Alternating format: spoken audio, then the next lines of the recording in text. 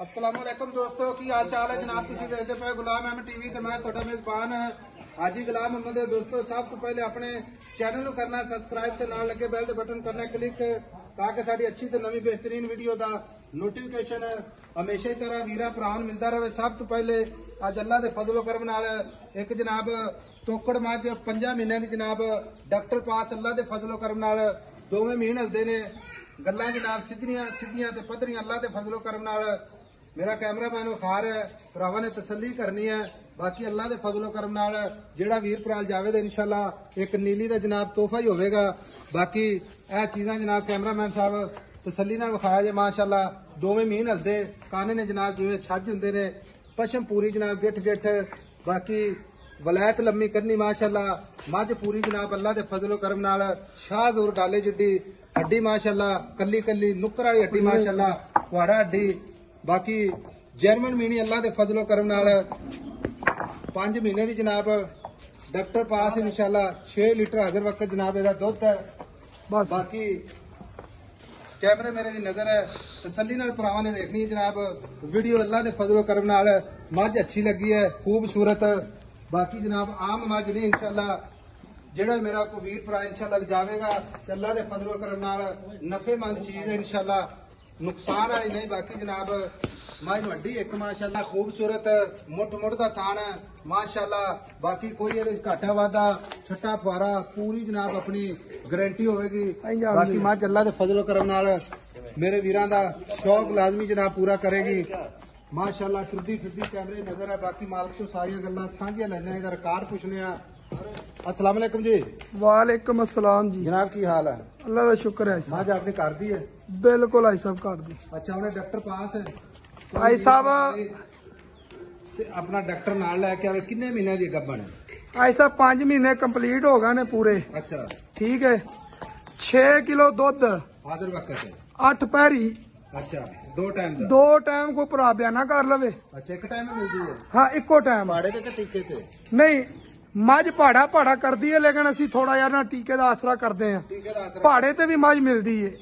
अच्छा ठीक है थना दी वाधे घाटे दी गारंटी गारंटी होगी ऐसा कोई भरा बयाना कर लवे। अच्छा ठीक है 6 किलो दुध पूरा होवे 5 महीनों की पास होवे अच्छा ते लै जावे जे ना होवे ते साडी शायद साडे घरे खड़ी ते बंदे आए नू माजरत करांगे ना। अच्छा वीर मेरे गल पता की गल है मैं तोकड़ा मज्जा की कदे वीडियो नहीं लाई लेकिन मझ अच्छी लगी है खूबसूरत। कोई वीर इंशाअल्लाह जावेगा अल्लाह के फजलो करम नाल कदे जिंदगी च याद रखेगा कि हाजी साहब तो मझ लैंदी है लेकिन अल्लाह के फजल इंशाअल्लाह जिन्नी दी लैके आए अल्लाह ने डबल पैसे दिते। आई साहब अल्लाह दे हुक्म नाल मझ दा बच्चा मेरी गल सुन मझ दी हड्डी ठीक है मझ दा रंग वेख जिवें काला शाह नांग हुंदा है।